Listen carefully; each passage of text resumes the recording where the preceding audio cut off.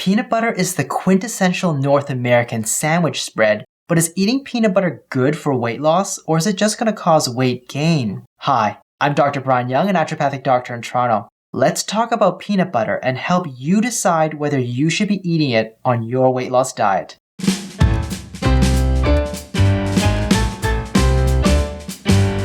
Peanut butter is made by grinding up roasted peanuts and sometimes adding additional ingredients like emulsifiers, salt, and sugar to create a delicious paste. The exact proportions depend heavily on the manufacturer, so a peanut butter from one brand might have a different nutritional profile than another. Peanuts, as well as other nuts, are packed full of good nutrition, and including them appropriately into your diet might help to reduce the risks of cancer, cardiovascular disease, and other chronic issues.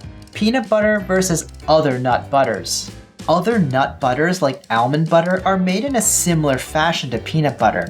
And generally speaking, different types of nut butters have pretty similar macronutrient densities and contain about the same amount of protein, fat, carbohydrate, and calories. For example, peanut butter tends to be the highest in protein, and walnut butter tends to be the highest in fat.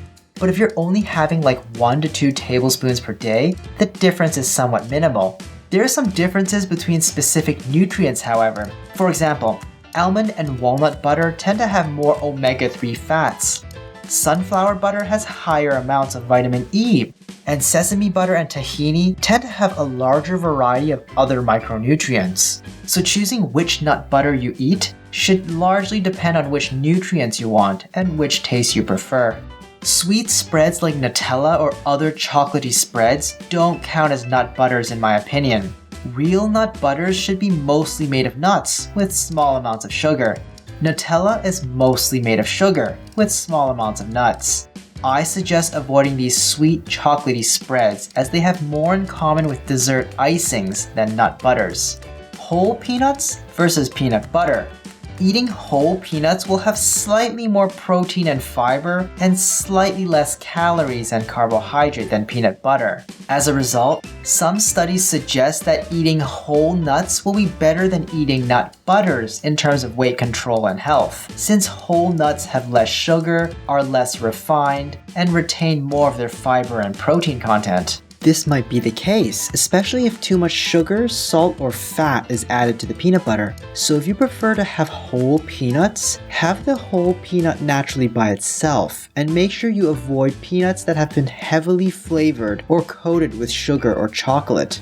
Is peanut butter keto friendly? If eaten in moderate amounts, peanut butter and other nut butters can be eaten on keto. It has a pretty high fat content, which makes it a good keto food. However, it does contain a few grams of carbohydrate per tablespoon, something you might need to take into account if you're counting carbs on your keto diet. Just keep in mind that the type of peanut butter that's keto friendly are the unsweetened and natural peanut butters. Sweet peanut butter spreads, treats, and candies are not considered keto friendly since the added sugar could potentially break ketosis. Is peanut butter inflammatory? Peanuts and peanut butter are high in omega-6 fatty acids. Omega-6 is a fat that's used as a part of the inflammatory pathway and is a nutrient that helps activate the immune system.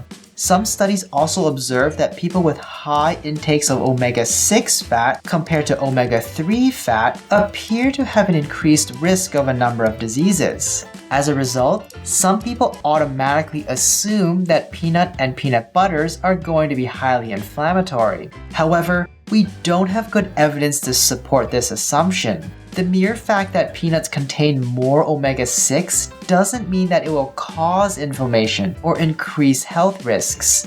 Indeed, research suggests that dietary intake of more plant-based oils from all kinds of nuts, including peanuts, have been observed to reduce inflammation and the risks of various diseases. Even then, some clinicians are hesitant to recommend peanut butter because they're afraid some patients will then believe it's okay to eat any type of peanut butter, like Reese's peanut butter cups, or think it's okay to eat peanut butter treats that are too high in sugar, salt, or fat. And too many of these treats might be problematic, but more so due to their high sugar, salt, or fat content rather than their peanut content.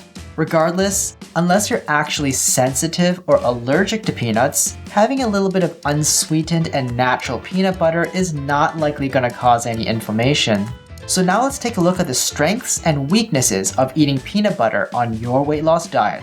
Strength: high in protein and fat.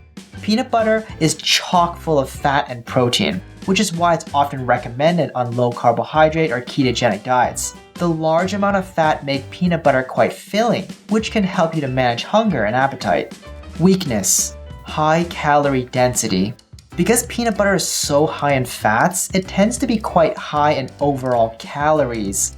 1 tablespoon of peanut butter has more calories than 1 large egg. Peanut butter has more calories per weight than bacon. So if you're blending peanut butter into a smoothie, you'll need to watch how much you're adding, especially if you tend to haphazardly add a few tablespoons into a pre-workout smoothie or something. A few tablespoons of peanut butter could easily add up to a few hundred calories if you're not careful. Summary: peanut butter is a good way to increase plant-based fats and protein into your diet, as well as improve the fullness of any meal or snack. For example, you could add peanut butter to a smoothie or fruit snack so that it keeps you fuller for longer, or you could eat it straight up as well. If you're having peanut butter as a snack, try to have it so it'll prevent you from snacking on other sugary treats, or use it as a way to reduce your hunger when lunch or dinner comes around and hopefully have a smaller overall meal. Aim for unsweetened and natural peanut butter. And remember that the fullness from fats and proteins takes some time to take effect, so eat slowly and give yourself some time to enjoy it. Don't stuff yourself. Do you have peanut butter on your weight loss diet, or do you prefer another nut butter? Let me know in the comments down below, and if you found this video helpful, please subscribe to the channel and leave me a like. Hit the notification bell if you want to stay up to date, and share this video with someone you know can use the help.